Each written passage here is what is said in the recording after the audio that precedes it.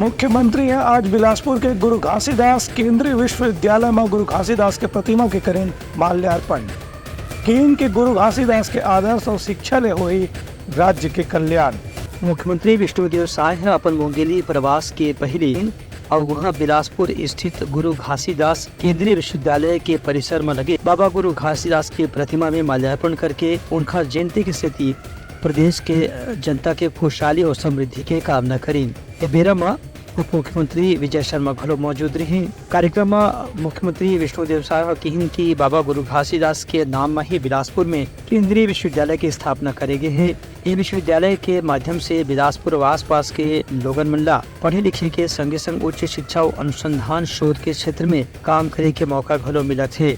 उनका कहना रही कि प्रदेश के हर युवा ला बाबा गुरु घासीदास से प्रेरणा लेकर के शिक्षा के जरिए समाज की सेवा करेंगे प्रयास करना चाहिए। ब्यूरो रिपोर्ट उटलंघा न्यूज।